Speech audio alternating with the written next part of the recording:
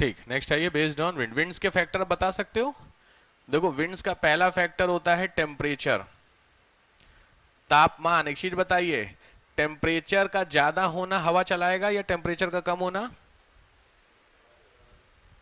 दोनों आंसर आ गए। कम हो, कॉमन सेंस के हिसाब से क्या लगता है, टेम्परेचर जब ज्यादा होगा तो हवा हल्की होगी कि भारी? आराम से सोच के बताइए। कोई भी चीज गर्म करते हैं तो गर्म होने के बाद वो हल्की होती जाती है कि भारी? पक्का? लाइट होती चलती है, हल्की होती चलती। कोई भी चीज गर्म करेंगे तो जब हल्की होगी तो मूवमेंट होने की आसान चांसेस है। तो जब कोई चीज हल्की होगी तो मूवमेंट आसानी से करेगी कि नहीं करेगी? सिंपल बात है। तो टेम्परेचर का ज्यादा होना हवा के मूवमेंट के लिए पॉजिटिव साइन है। ठीक है, तो लिखो टेम्परेचर में higher temperature, higher temperature wind flow higher. ज्यादा तापमान होना विंड के फ्लो के लिए बेहतर साबित होता है। तो ये फैक्टर काम करेगा कि नहीं करेगा? टेम्परेचर वाला फैक्टर, भाई सिंपल बात है, काम करेगा, बिल्कुल करेगा सर। दूसरा, विंड की डायरेक्शन, दिशा।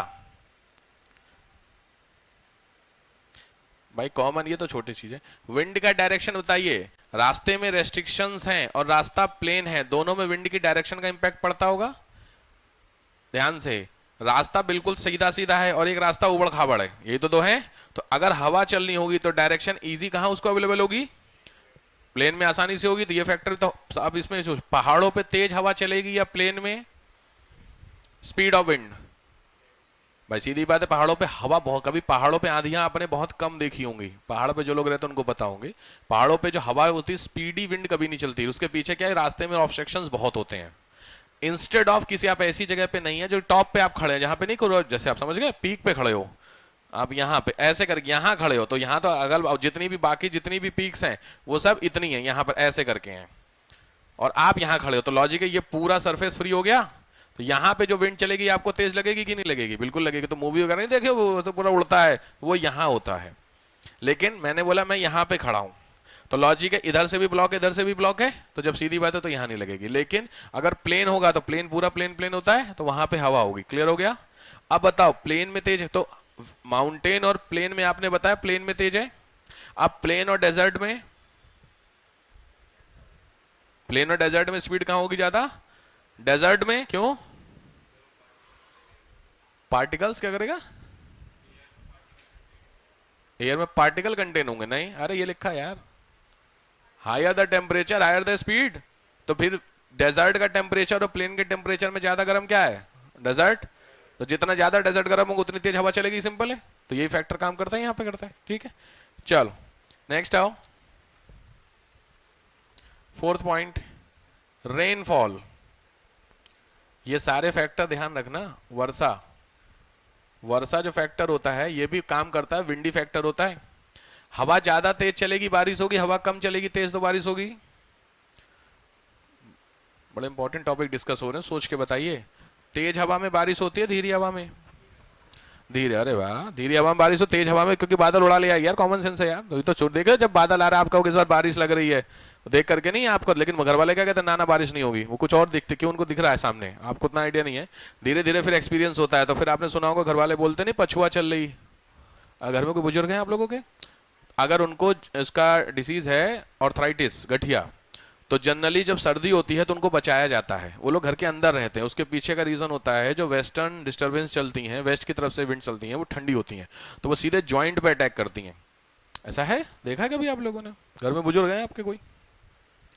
और बुजुर्ग होना इंपॉर्टेंट नहीं, बुजुर्ग को आर्थराइटिस होना इंपॉर्टेंट, तब आप समझ पाएंगे, नहीं तो कोई दिक्कत नहीं। बड़ी दिक्कत होती है आर्थराइटिस में यार।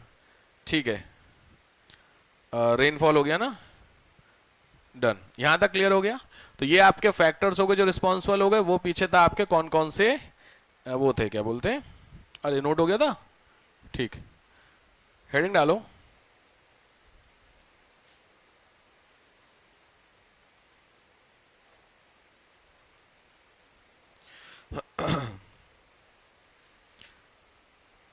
Type of seasons, type of seasons in India. Type off season में पहले छोटे छोटे सीजन पढ़ेंगे, फिर मॉनसून पढ़ेंगे। टाइप ऑफ सीजन्स में पहला लिखो summer season. Summer, summer season. तीन चार चीजें आपको इसमें समझनी होती हैं। समर यानी गर्मी। देखो समर सीजन में दो तीन चीजें पहला पॉइंट, सबसे पहला पॉइंट होता है टाइम। समर सीजन का टाइम क्या होता है भारत में?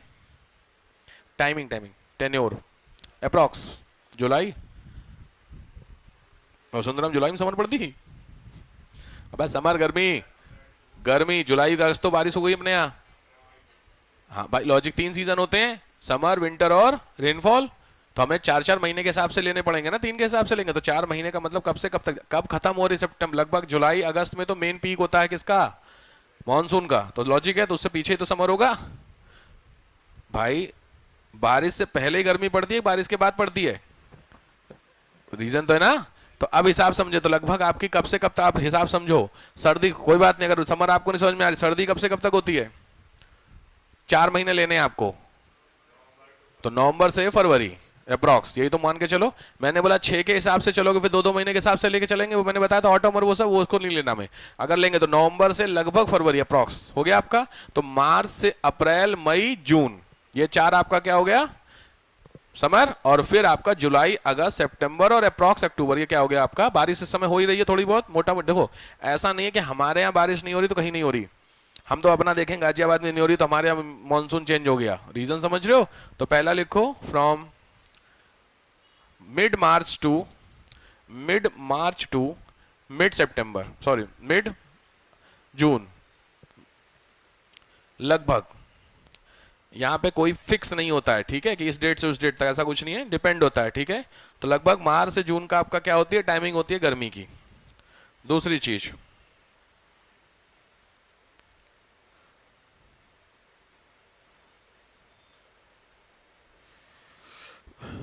टाइमिंग। दूसरा होता है वेदर, मौसम। मौसम में पहला चीज लिखो टेम्परेचर, दूसरा होता है रेनफॉल, और तीसरा होता है विंड्स। ये तीनों चीजें कवर करते हैं, टेम्परेचर, रेन और विंड्स।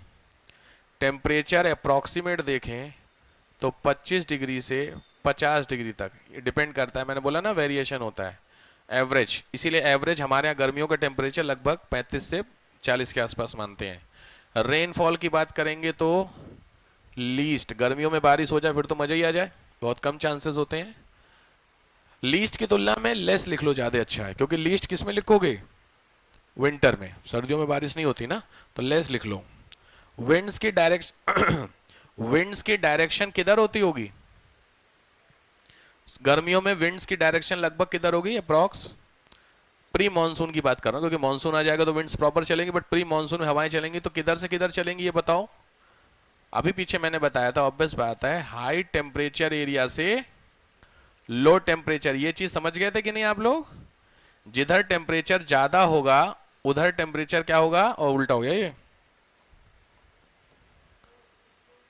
भाई। टेम्परेचर, मैं बार बार कह रहा हूं, ध्यान से समझ लो इस चीज को लेकर के। यहां पर सूरज की रोशनी सीधे है और यहां पर सूरज की रोशनी तिरछी है, तो दो अलग अलग फैक्टर काम करेंगे। तो यहां का टेम्परेचर ज्यादा होगा, जब टेम्परेचर ज्यादा होगा तो प्रेशर लो होगा। ये चीज समझ गए? टेम्परेचर जब ज्यादा होगा तो प्रेशर लो होगा। प्रेशर का मतलब होता है हवा तुम्हारे ऊपर कितना इंपैक्ट डाल रही है, वो प्रेशर होता है। मैं तुमको दबा रहा हूं, ये प्रेशर हुआ। ऐसे हवा, तुम खड़े हैं, हम लोग खड़े हैं, तो हमारे सर के ऊपर हवा जो प्रेशर डाल रही है, प्रेशर कहलाएगा एयर प्रेशर। तो एक चीज बताइए, टेम्परेचर ज्यादा में एयर प्रेशर ज्यादा है कि लो में? भाई सीधी बात है, जब टेम्परेचर ज्यादा होगा, अभी पीछे मैंने बोला तो हवा गर्म होगी। जब हवा गर्म होगी तो हल्की होगी, और हल्की होगी तो ऊपर की तरफ उठेगी कि नहीं? तो जब ऊपर की तरफ उठेगी तो जो प्रेशर तुम्हारे सर के ऊपर पड़ रहा था वो पड़ेगा नहीं, वो ऊपर की तरफ जा रहा है। इसका मतलब टेम्परेचर ज्यादा होने से प्रेशर कम हो रहा है कि नहीं हो रहा? बात समझ गए? तो प्रेशर कम होगा, यानी इस एरिया में हवा ऊपर की तरफ जा रही है। तो हवा जब, बहुत ध्यान समझना, बहुत बेसिक समझा रहा हूं एबीसीडी मॉनसून का। जब हवा ऊपर की तरफ जाएगी तो लॉजिक है आपके सर के ऊपर का स्पेस खाली हो रहा होगा। तो जब खाली स्पेस हो रहा होगा तो उसको फिल करने के लिए हवाएं आएंगी कि नहीं आएंगी? कभी ऐसा तो नहीं होगा आपके ऊपर चलिए ऊपर वैक्यूम क्रिएट हो जाए। तो जब यहाँ पे खाली होगा, सीधी बात, तो चारों तरफ से हवाएं आएंगी। तो जब चारों तरफ से हवाएं आएंगी तो यही तो हवा का मूवमेंट हो रहा है कि नहीं हो रहा? तो इसका मतलब इस एरिया में हवा क्या होगी? कम होगी। और इसी के कंपेरेटिवली यहाँ का टेम्परेचर लो होगा तो प्रेशर क्या होगा? हाई होगा। तो सीधी बात है हाई का मतलब प्रेशर, तो लो का मतलब, तो सीधी बात है विंड फ्लो किधर होगा, ऐसे होगा हमेशा, याद रखे, ठीक है। तो lower temperature to higher temperature area, निम्न ताप के क्षेत्र से उच्च ताप के क्षेत्र में, ठीक है। अब ये निम्न ताप का, अच्छा एरिया वाइज में देख लो, वैसे मानसून में समझ लेना, मानसून में आप जान जाएंगे, ठीक है, अप्रोक्सीमेट, ठीक है। चलो नेक्स्ट आओ, विंटर सीजन। विंटर सीजन सर्दी, आज बहुत सारे लोग नहीं आए हैं, उन लोगों ने मैसेज भी किया था कल मुझे 3-4 लोगों ने कि आज वो है ना आखिरी दिन है ना उसका श्राद्ध वाले का, आज आज ही अमावस्या है ना, तो उन्होंने बोला था कि सर आज थोड़ा कम कराइएगा क्योंकि छूट छट जाएगा। मैंने कम तो नहीं हो पाएगा, बट ये है कि हाँ तुम लोग क्या आज पूजा वूजा नहीं है, कुछ घर पे है पूजा? अच्छा बहुत सारे लोग सर, फिर भी आप क्लास करने आए, आप लोग नहीं करते होंगे, इसका मतलब है यही होता होगा, कभी भी कर सकते हैं। तो ग्रहण भी है ना आज, तो 10 बजे से रात को है, अच्छा रात को है ग्रहण, तो माने दोगा नहीं फिर, पता है ना ग्रहण आज है? हाँ तो पता नहीं, देश दुनिया फिकर होगा, पता नहीं, हम तो मैच देखेंगे सर, हमें पता है, ठीक आज ग्रहण है, सोलर इक्लिप्स है, लूनर सोलर इक्लिप्स है, ठीक 10 से 2 है ना शायद। बड़ी सरदर्दी है ग्रहण की यार, और भी पड़ेगा अभी इस साल, कसम से पहली बार मैं जिंदगी में देखा हूं कि श्राद्ध में 2 ग्रहण पड़ रहे हैं। समझ ना 2025 कितना खतरनाक वाला पनौती जा रहा है जिंदगी में। श्राद्ध में लोग कहते हैं वैसे थोड़ा नहीं पितृ ये पक्ष चलता है, ये थोड़ा अच्छा नहीं माना जाता है, अच्छा का सेंस थोड़ा नहीं ऊपर, और इसमें 2 ग्रहण पड़ गए, चंद्र ग्रहण भी पड़ा था लास्ट टाइम देखे, लूनर और सोलर भी पड़ गया, सोचो 15 दिन के अंदर। तो इसीलिए इस बार लास्ट वाला तो ब्लड मून था, पिछली बार वाला बहुत ही खतरनाक टाइमिंग थी इस बार वाले की, 124 ईयर के बाद कुछ पड़ा है वो। तो पिछली बार वाला ग्रहण में तो कांड नहीं किए, कुछ पानी नहीं पी लिया, कुछ खा लिए, पता ना ग्रहण में पानी तो भूल से नहीं कभी नहीं पीते हैं ना, कुछ खाते हैं। सोचो मंदिरों को तो बंद कर दिया था ग्रहण में, रीजन क्या होते हैं? हाँ तो पिछली बार वाला जो लूनर वाला था ना, वो बड़ा इम्पैक्ट था उसका, ऐसा शास्त्र बोलते हैं। मैं बहुत ज़्यादा इसको नहीं मानता हूँ, जिसके जॉब प्रोफाइल ऐसी उसका कुछ नहीं कर सकते हैं भाई, ठीक है। तो ग्रहण ग्रहण किसको, आधों को तो पता ही नहीं चलता है कि आज ग्रहण है, अगर आप ध्यान ना दे करंट अफेरेंट में तो कहाँ पता कौन सा क्या है, तो आदमी खाता पीता रहता है। बट कोशिश अगर हो तो अवॉइड कर लेना चाहिए। कुछ चीज़ें लिखी गई हैं वो आपके भले के लिए लिखी गई हैं, समझ रहे बात को लेकर के। ग्रहण की कहानी पता है, राहु केतु वाली सुने? राहु राहु की कहानी पता है ना, अमृत पी लिया था, राहु नहीं सुने? राहु का नाम तो सुने होंगे, अब राहु की दशा चल रही है सुने हो, तो अच्छी मानी थी बुरी, बुरी मानी जाती है। उसके पीछे जब आपने बोला समुद्र मंथन हुआ था तो उसमें अमृत निकला था और विष निकला था, तो जो अमृत पीने के लिए देवता लोग थे ना, तो राहु चुपके से, याद है देवताओं के उसमें घुस गए थे, हाँ, और चुपके से उसने पी भी लिया था। तो जब पी लिया था राहु और केतु, बट वो कहां तक पहुंचा, गले तक, तब तक विष्णु भगवान ने देख लिया कि क्योंकि भाई राक्षस आदमी अमर हो जाए समस्या हो जाएगी ना, प्रॉब्लम हो जाएगी भाई, तो उसके लिए तुरंत उन्होंने क्या चलाया, सुदर्शन, बट वो गले तक आ गया था अमृत। गजब का हिसाब किताब है इंडिया के शास्त्रों में, प्रैक्टिकली पता नहीं बट बहुत हिसाब सिस्टम है, तो वो यहां तक आ गया था, तो उन्होंने वो चलाया चक्र, वो यहीं से कटा गला, तो राहु के समझ गए, तो वो गला कट गया, तो इतना तो जिंदा ही है, तो वो बदला लिया जाता है। फिर वो श्राप राप का कुछ सीन था, सन को दिया गया, तो वो राहु और जो होता है वो सन के ऊपर और चंद्रमा के ऊपर वो एक कुछ ग्रहण टाइप का वो लगा था, कुछ ऐसी कुछ कहानी है। तो उस फील्ड में राहु हर साल, इसलिए लोग तो कहते हैं कि राहु की जो दशाएं हो तो बुरा है कि नहीं, डेमोन वाला हिसाब है ना, इसलिए उसका नेगेटिव इंपैक्ट ज्यादा माना जाता है। तो कोई टेंशन मत लीजिए, बिंदास रहिए, खाने पीते रहिए। कुछ लोग कहते हैं कि इसको लेके, अरे हाँ यार हो गई भाई किस तारीख,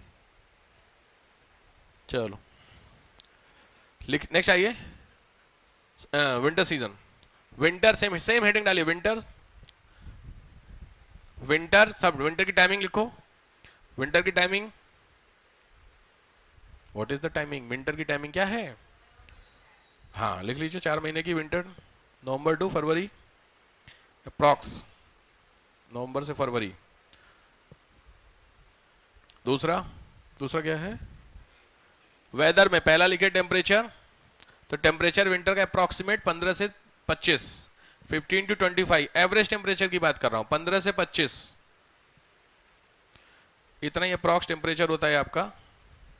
मैंने बोला वेरिएशन इज अवेलेबल, तो इसका ये बिल्कुल मतलब नहीं कि 15 डिग्री होता है, 0 भी जाता है और 30 भी रहता है चेन्नई का सर्दियों में, ठीक है, बट अप्रॉक्स। दूसरा है रेनफॉल, लिख लो लीस्ट, बिल्कुल नहीं, लगभग नहीं, लीस्ट, नो मत लिखना, नो का मतलब है फिर आपने विंटर रेनफॉल मना कर दिया, ऐसा नहीं है, भारत में विंटर रेनफॉल होती है, लौटते हुए रिट्रीट मानसून से बारिश होती है, अभी हो रही है लखनऊ में, गोरखपुर साइड में मानसून लौट रहा है तो अच्छी बारिश कर रहा है वो इस बार, तो आने के बाद तो उसने लेके आया, जाते समय भी बारिश कर रहा है, ठीक है।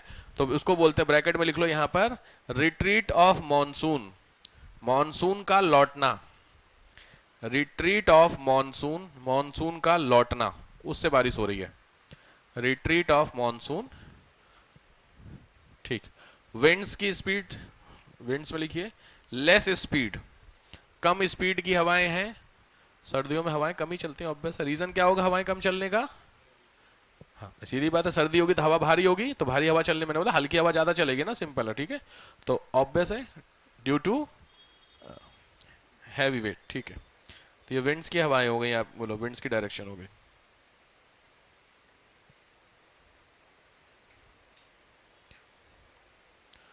नेक्स्ट आइए, इंडियन सीजन्स, अब ये चल रहा है, हिंदी मंथ लिखिए, हिंदी मंथ बहुत इंपॉर्टेंट है प्रीलिम्स के लिए। हिंदी के महीने याद है आप लोगों को, किसी भी व्यक्ति को हिंदी मंथ से याद है, चैत्र वाले नहीं बताए तो कोई बात नहीं, ये आपके सामने महीने अप्रॉक्सीमेट है, इसको इस तरीके से लिखिए क्योंकि एग्जैक्ट महीना नहीं होता है, इसमें दो तीन चीजें आपको जरूरी हैं। भारत में देखिए, सुन लीजिए पहले, जो चैत्र का महीना लिखा हुआ है, ये चैत्र का महीना 21 ऑफ मार्च से माना जाता है, इसको बोलते हैं हिंदू न्यू ईयर, ठीक है। हिंदू नया वर्ष बोलते हैं, तो इसलिए जनवरी वाले को हम लोग फॉलो नहीं करते हैं इसको। इंडियन कैलेंडर जो गवर्नमेंट होती है, विक्रम संवत जो शक संवत आपने सुना होगा, उस कैलेंडर बेस्ड होती है, उस कैलेंडर में जो फेस्टिवल अनाउंस होते हैं वो इस कैलेंडर बेस्ड होते हैं, इस पे, ठीक है। तो इस साल दिवाली किस दिन आ रही है, तो आपने बोला 20 अक्टूबर को, तो 20 अक्टूबर को दिवाली है नहीं, सावन भाद्रपद की अमावस्या उस दिन, कार्तिक है ना, कार्तिक की अमावस्या 20 अक्टूबर को पड़ रही है, डिफरेंस समझ रहे हो। तो 20 अक्टूबर की तो ऑफिशियल डेट की गई वो कैसा कैलेंडर को देख करके, बट वो 20 अक्टूबर को क्या है, कार्तिक अमावस्या, कार्तिक अमावस्या, समझ गए। हर एक हिंदू मंथ में एक अमावस्या एक पूर्णिमा पड़ती है, पहले पूर्णिमा पहले अमावस्या,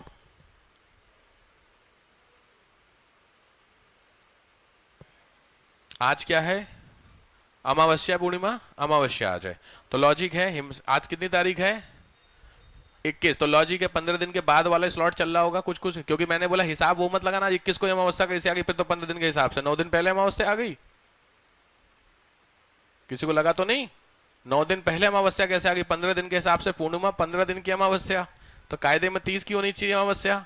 मैंने रूल बताया क्या लिखा, देखो क्या है, मार्च अप्रैल पहला महीना, इसका मतलब 15 से 15 का चलता होगा, तो अब आया तो 15-16 से स्टार्ट करेंगे तो लगभग इसी के आसपास होगा, महीना जो होता है 30 और 31 का होता है, वो भी तो फैक्टर काम करेगा, ठीक है। तो इसको ध्यान से, कोई भी जो मंथ स्टार्ट होता है वो कहां से स्टार्ट होता है, day 1 which is known as Prathama, Prathama से बाद द्वितीया, सुने हो ये सब,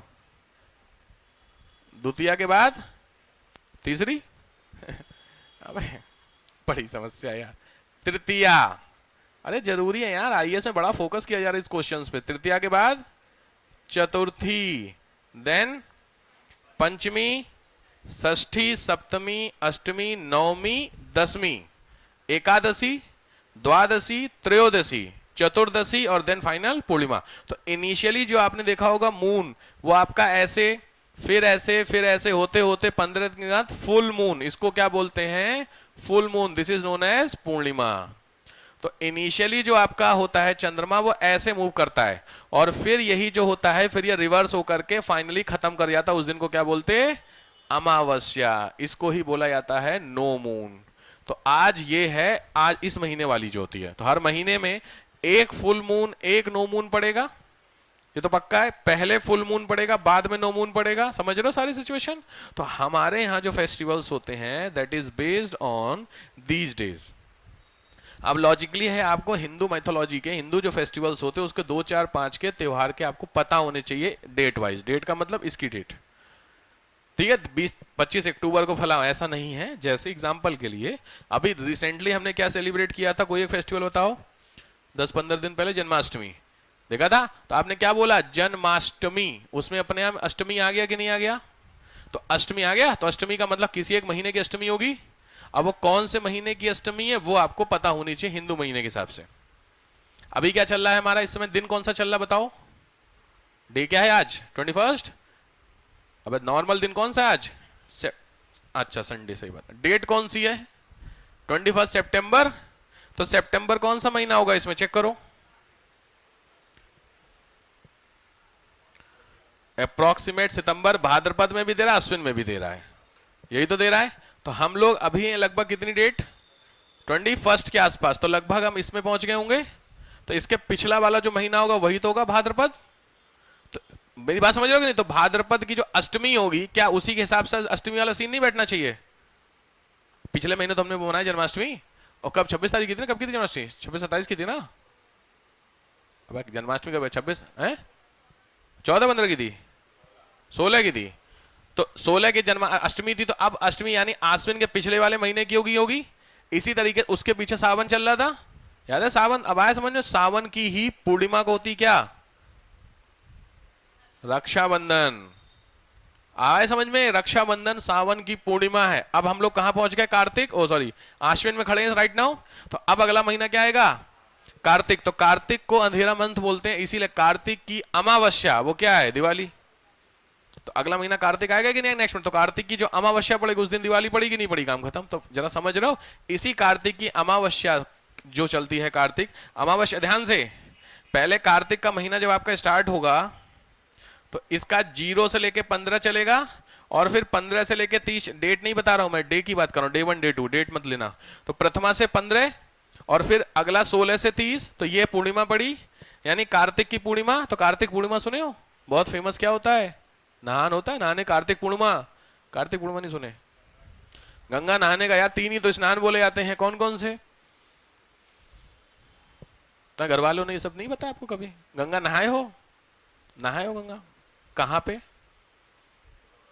हरिद्वार गए थे? हरिद्वार बगल में ये वाला हरिद्वार तो नहीं? अबे कौन सा ये? छोटा हरिद्वार। कसम से यार इतनी रीलें देख लिया मैंने बच्चों की, छोटा हरिद्वार क्या है मैं गया नहीं हूं आज तक। गंगा नदी, जेन्युइनली गंगा नदी का है वो? अच्छा, कैनाल टाइप की। अच्छा, तो छोटा हरिद्वार करके मेरे तो बड़े बच्चे कह रहे सर वहाँ छोटा हरिद्वार गए थे। खैर ठीक है, नहीं मैं बड़े हरिद्वार की बात कर रहा हूँ, बड़ा वाला मेन हरिद्वार। नहाए आप गंगा? तो 3 ही तो नहान बोले जाते हैं, जिसमें से एक सबसे इंपॉर्टेंट कार्तिक पूर्णिमा, बड़ा अच्छा दिन। दूसरा होता है बसंत पंचमी। तीसरा होता है मौनी अमावस्या। सुने मौनी अमावस्या? जितनी कुंभ में इस बार देखे थे, यही 3 मेजर, यानी उस दिन जरूर नहाना, इन 3 दिन। बाकी साल भर में नहाओ ना नहाओ, घर पे भी 3 दिन इंपॉर्टेंट होता है, उस दिन नहाने चाहिए, ठीक है? तो कार्तिक पूर्णिमा, यही पूर्णिमा जब आगे बढ़ती है तो क्या स्टार्ट होती है? अमावस्या। समझ गए? तो ये दिन दिवाली है। तो अब क्वेश्चन था, बहुत अच्छे से मुझे याद आ रहा है, करवा चौथ। सी साइड का क्वेश्चन था रीजनिंग वाले में, कैलेंडर में। करवा चौथ हिंदी मंथ के किस दिन पड़ता है? कॉमन सेंस के हिसाब से जोड़िए भाई। चौथ है तो चतुर्थी हो गए तो पक्का है, लेकिन महीना बैठ जा रहा हूं, ले देख लो, कोई दिक्कत नहीं इसमें, दिख ही रहा है आपको, देख लो। कार्तिक में ही पड़ेगा करवा चौथ।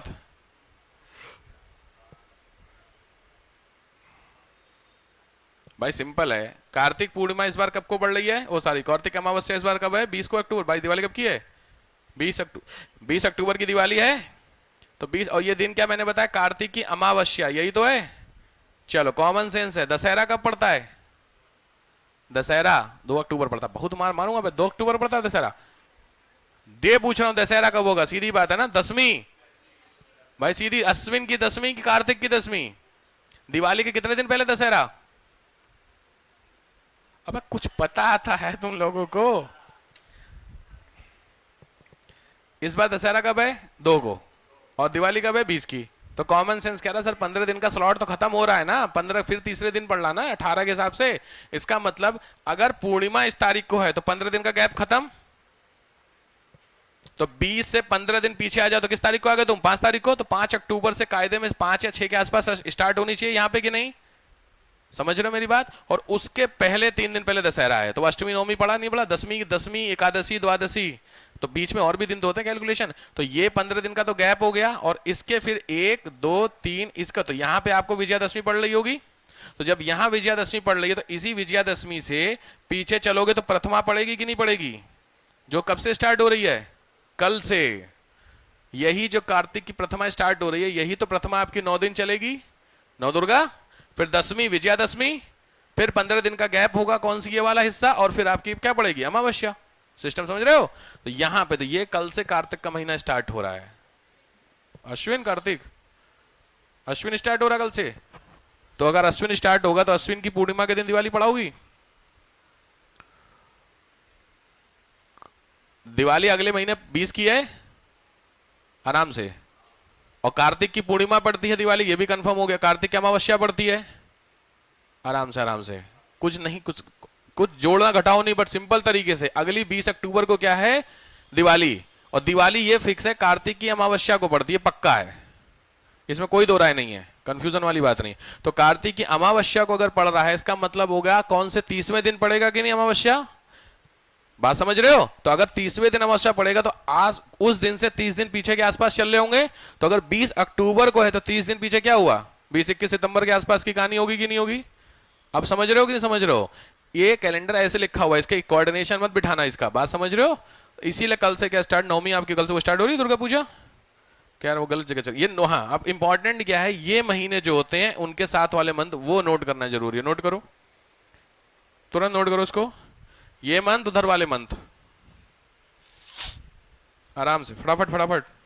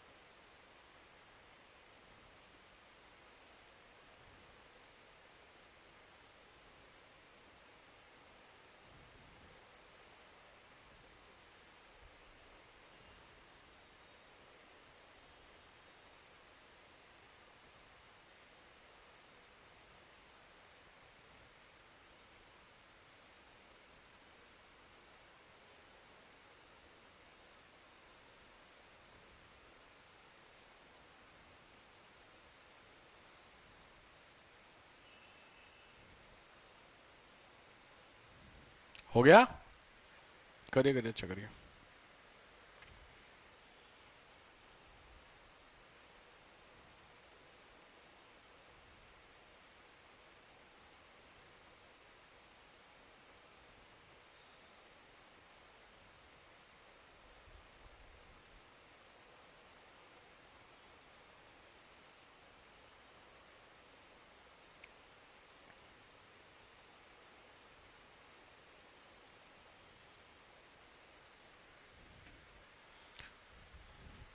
जो भी नेक्स्ट ईयर वाले हैं थोड़ा ध्यान से मेंस का वो लिखने वाला शुरू कर दीजिए, क्वेश्चंस जो आपके मैंने दे रहा हूँ घर से करने के लिए, बहुत ज़्यादा क्वेश्चंस मिल रहे हैं उसमें।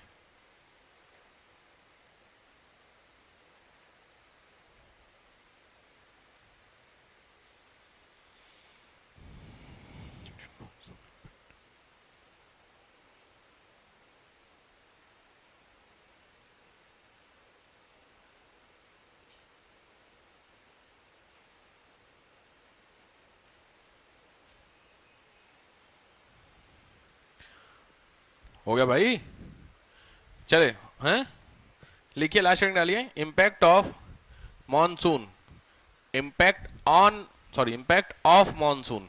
मॉनसून के प्रभाव, मॉनसून के प्रभाव, what is the impact of monsoon. Monsoon के प्रभाव भारत में क्या पड़ते हैं? मॉनसून के प्रभाव, बारिश के इफेक्ट तो पड़ते ही होंगे इंडिया में ना, इसको 3 हेडिंग में पढ़ लो। पहला होता है इकोनॉमिक इंपैक्ट, दूसरा इंपैक्ट होगा सोशल, सोशल इंपैक्ट, थर्ड होगा इकोलॉजिकल इंपैक्ट, पारिस्थितिक प्रभाव। Economic impact, social impact, ecological. Mains के लिए बहुत अच्छा क्वेश्चन बनते हैं। What is the impact of monsoon over India, और do you think that monsoon is impacting India? तो लिखिए इकोनॉमिक इंपैक्ट में केवल डायरेक्ट लिख लो। इकोनॉमिक इंपैक्ट में, अच्छा बताओ मॉनसून का कोई प्रभाव इकोनॉमिक पॉइंट ऑफ व्यू से, मॉनसून का कोई impact economic point of view से है? अरे कॉमन क्वेश्चन है यार ये। हाँ है? बहुत ज्यादा होने से इंपैक्ट होगा, नुकसान होगा। किस चीज का नुकसान होगा? बस वही इकोनॉमिक इंपैक्ट है, हैं? भाई सिंपल बात है यार, सबसे इंपॉर्टेंट जो नुकसान होगा वो किसका होगा? खेती का। लिखो ऑन नंबर 1 इकोनॉमी में, ऑन एग्रीकल्चर, ऑन एग्रीकल्चर, सही बात है। एग्रीकल्चर में देख लो थोड़ा सा point, India is based on monsoon crops. Bharat monsoon की फसलों पर निर्भर है। मानसून की फसलों का मतलब होता है रेनफॉल जो इंडिया में होती है, मानसून मैक्सिमम क्रॉप्स उसी में होती है, ठीक है, तो वहां का नेगेटिव इंपैक्ट पड़ेगा आपको। दूसरा, इसी में इकोनॉमी में जीडीपी, इकोनॉमी में दूसरा पॉइंट आएगा जीडीपी।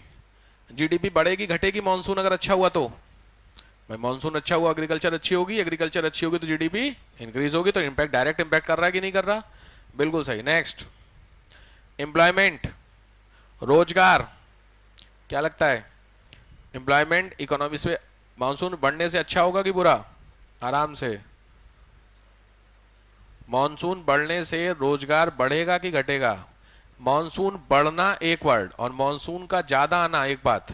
ज्यादा मतलब बहुत बारिश होना, वो नेगेटिव चला गया, लेकिन ज्यादा आने का मतलब और मानसून बढ़ने का मतलब ठीक मानसून।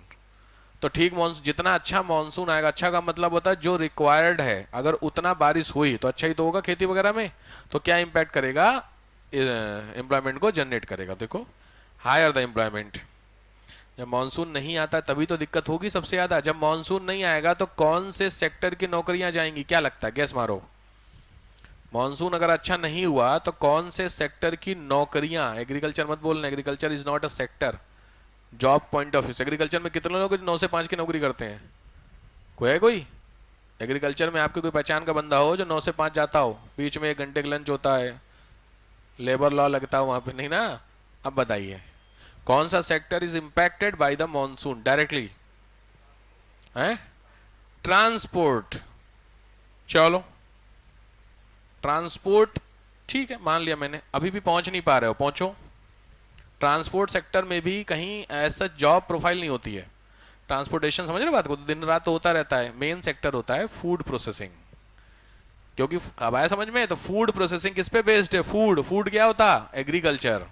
तो खाद्य संस्करण उद्योग जो होगा सबसे ज्यादा नौकरियां जाती हैं वहां पे। याद रख, जब भी अकाल पड़ेगा, फेमाइंस होगा या कभी सूखा आएगा इस तरीके के, तो वहां पे जो डायरेक्ट इंपैक्ट होगा वो किस पे होगा? फूड प्रोसेसिंग पे। हमेशा फूड प्रोसेसिंग समझते हो भाई? सिंपल है, इस साल बारिश नहीं हुई तो गेहूं नहीं हुआ, और गेहूं नहीं हुआ तो बिस्किट भी तो नहीं बनेंगे। फूड प्रोसेसिंग बिस्किट हो गया, आटा हो गया डायरेक्ट। तो अगर गेहूं ही नहीं है तो आटा भी नहीं है, और आटा नहीं है तो बिस्किट नहीं है। फर्क समझ में आ रहा है? ठीक। थर्ड नेक्स्ट पॉइंट जो भी है, डिमांड ऑफ रूरल, ग्रामीण मांग। रूरल सेक्टर, ग्रामीण क्षेत्र की डिमांड बढ़ेगी अगर मानसून अच्छा होगा। भाई अगर जिस हिसाब से, जिस एरिया में मानसून कम अच्छे होते हैं उस हिसाब से लोग धीरे धीरे धीरे शहरों में आ रहे हैं। जब शहरों में आएंगे तो गांव खत्म होता जा रहा है, और अगर गांव खत्म हो गया तो हम और आप कोई नहीं बचेगा। ये बहुत बड़ी गलतफहमी हमें लगती है कि हमारा यहाँ पे 3 BHK तो हम बिंदास रह रहे हैं। 3 BHK लेके नहीं आओ, खाओगे तो खाना ही। और किसान आदमी जितने भी, उन्होंने मना कर दिया कि हम अब करेंगे ही नहीं खेती। तो सिंपल आप समझ रहे हैं सबसे बड़ा रीजन क्या होगा? सबसे बड़ी दिक्कत होता है डिमांड ऑफ रूरल सेक्टर सबसे ज्यादा घट जाएगी। चलो नेक्स्ट आओ, सोशल इंपैक्ट। क्या लगता है मॉनसून का सोशल इंपैक्ट क्या होता होगा? क्या लगता है इंडिया का कल्चर इंडिया के मॉनसून से इंपैक्ट करता है? भारत की संस्कृति भारत के मॉनसून पे निर्धारित है। कैसे? बहुत फेमस क्वेश्चन, बहुत बार आया है। मॉनसून इंडिया का डिसाइड, अरे कमाल है सर, बिल्कुल। मॉनसून जब भी एंट्री करता है इंडिया में तो इंडिया के हर एरिया में, हर फील्ड में, हर स्टेट में कोई ना कोई फेस्टिवल मनाया जाता है। याद है एंट्री ऑफ मॉनसून? हमारे यहाँ मॉनसून का मतलब फसल कटने वाली जो होती है वही तो सारा खेल होता है। मकर संक्रांति, बिहू, ओणम, सुने हो? ये सब क्या है? मानसून बेस्ड कल्चर तो है। इंडिया का कल्चर ही ऑलमोस्ट, जब भी बारिश की पहली फसल होती है तो मनाते हैं, जब बारिश की फसल बन जाती है तो कटिंग करते तो फेस्टिवल मनाते हैं। देखियो पहला जो उसका वो ग्रेन्स निकलता है वो उसका कुछ आइटम बना करके भगवान को खिलाया जाता है। समझ रहे हो बात? ये सब क्या है? कल्चर बेस्ड ही तो होता है, तो बिल्कुल इंपैक्ट करेगा। तो लिखो पहला रूरल लाइफ, सीधे सीधे रूरल लाइफ पे डायरेक्ट इंपैक्ट है इसका। रूरल लाइफ सामाजिक ग्रामीण जीवन पे। दूसरा इंफ्रास्ट्रक्चर, अधोसंरचना। क्या लगता है इंफ्रास्ट्रक्चर पे मॉनसून इंपैक्ट करता होगा? सही बात है। अच्छा बताइए, मॉनसून का अच्छा होना इंफ्रास्ट्रक्चर को अच्छा करेगा या कम होना? कैसे? एक्सप्लेनेशन तो चाहिए ही। मॉनसून अच्छा होगा तो इंफ्रास्ट्रक्चर अच्छा होगा, ऐसा आप कह रहे हैं? कैसे? भाई सिंपल है, फसल अच्छी होगी सर, ट्रांसपोर्टेशन बेहतर होगा, ट्रांसपोर्टेशन बेहतर होगा तो फिर हमारा जो वेयर हाउसेज होंगे बेहतर होंगे। नहीं, वेयर हाउसेज बेहतर होंगे, लोगों के पास खाना पहुंचेगा, खाना पहुंचेगा तो लोगों को सैलरी पे, समझ रहे हो, सैलरी मिलेगी तो घर बनेंगे, बहुत सारी चीजें होती हैं। ठीक है, नेक्स्ट देखिए, मानसून की बात कर रहे, एकदम न्यूज आई, 4 राज्यों से मानसून की विदाई। विदाई याद है? रिट्रीट ऑफ मानसून लौट रहा है इस समय। लौटते में मानसून कहीं नहीं करेगा बारिश, लास्ट में तमिलनाडु में बारिश करके जाएगा। अक्टूबर लास्ट में भी तमिल न्यूज दर्ज करिए, महीने भर के अंदर एक न्यूज आ जाएगी आपके, तमिलनाडु में, चेन्नई में बाढ़ आ गई, आएगी न्यूज। नेक्स्ट ह्यूमन लाइफ, मानव जीवन, इसी में ही सोशल में ह्यूमन लाइफ, मानव जीवन के ऊपर इंपैक्ट पड़ता है मानसून का? बिल्कुल पड़ता है सर, कहीं कोई दिक्कत नहीं। चलो नेक्स्ट आओ, ecological impact. Ecological impact, ecological impact. अब बताओ, बारिश का तेज होना या बारिश ज्यादा होना ये सॉइल के ऊपर अच्छा है बुरा? आराम से, बारिश का तेज होना और बारिश का अच्छा होना, मैं बार बार कह रहा हूं, दो अलग अलग बातें हैं। बारिश का अच्छा होना सॉइल के लिए बहुत अच्छा है, बारिश का तेज होना, तेज मतलब स्पीड, तो लॉजिक बात है सॉइल इरोजन, सुने? हाँ, वही फैक्टर काम करता है। तो लिख लीजिएगा, good monsoon is good for soil health. अच्छे मॉनसून मृदा की हेल्थ के लिए बहुत अच्छे हैं।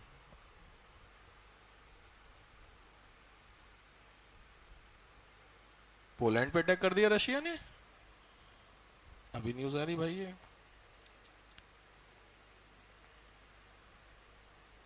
पागल हो गए भाई पुतिन। पोलैंड जानते? पोलैंड नाटो का कंट्री है, यूक्रेन तो नाटो में नहीं है, तो अभी अटैक चल रहा था। नाटो जानते? नाटो, नाटो सुना लोगों ने? कोई दिक्कत नहीं, आप आगे बढ़ो, फिर छोड़ो। हाँ भैया, जब छोड़ो उसको क्या परेशान, पढ़ोगे यार में पढ़ोगे तो कहा समझना। क्या लिखे हो? सॉइल इरोजन के लिए, ठीक है। दूसरा लिखो, इंपैक्ट ऑन वाटर रिसोर्सेज, जल संसाधनों पर प्रभाव। वाटर संसाधन जो होते हैं, वाटर रिसोर्स होते हैं, उसके ऊपर भी इंपैक्ट पड़ता है। डैश करके कैसे? तो लिखोगे इरिगेशन और ड्रिंकिंग वाटर, सिंचाई और पेयजल के लिए, सिंचाई और पेयजल के लिए इसका इंपैक्ट पड़ता है।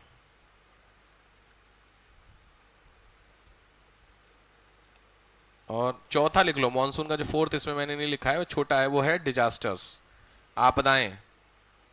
मॉनसून बेस्ड डिजास्टर्स, मॉनसून से संबंधित आपदाओं के 2-3 नाम बताओ। फ्लड पहली होती है भाई, मॉनसून ज्यादा होने नुकसान करता है, बिल्कुल सही लिख लो। बाढ़ दूसरा, डिफॉरेस्टेशन, वो तो आपदा तो हमारी हरकत है, वो तो हम कर रहे हैं तभी तो हो रहा, नेचुरल डिजास्टर्स की बात है ना। तो बाढ़ हो गया, बाढ़ में हम क्या करें, मजबूरी। और ड्रॉट, भाई ज्यादा बारिश होना भी नुकसान, कम बारिश होना भी तो नुकसान, तो लिखो ड्रॉट, फेमाइन, सूखा। ड्रॉट पहले आता है कि फेमाइन पहले आता है? आराम से, डिफरेंस पता है ना ड्रॉट और फेमाइन का डिफरेंस? विच केम फर्स्ट? चलो हिंदी बताते हैं। ड्रॉट का मतलब होता है सूखा, फेमाइन होता है अकाल। अब बताइए, भाई सिंपल है, पहले सूखा पड़ेगा, जब सूखा पड़ेगा तो फसल नहीं होगी, क्रॉप, जब क्रॉप नहीं होगी तो लोग भूखे मरेंगे। अकाल का मतलब होता है बिना खाने के मर जाना। अकाल मृत्यु टाइम की जिस समय डेथ होती है उस पे ना होकर के अर्ली डेथ, वो अकाल मृत्यु बोली जाती है।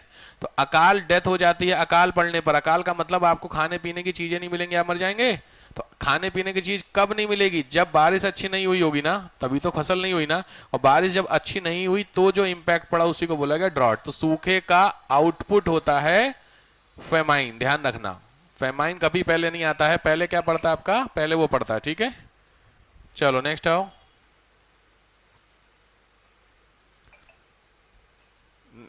फेमाइन के बाद लैंडस्लाइड, भूस्खलन।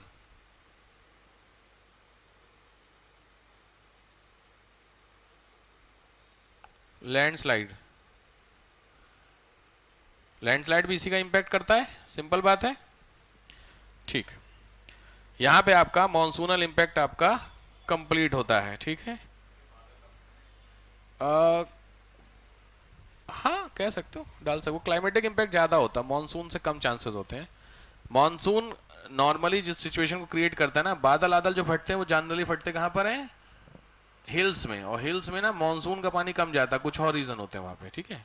तो कह सकते हो, लास्ट ऑप्शन में लिखने में दिक्कत नहीं है, बट उसको इनिशियली मत लिखना, ठीक है। ठीक, यहाँ पे आपकी कहानी समाप्त हो जाती है। इंडियन मॉनसून का बेसिक खत्म। होमवर्क लिखिए।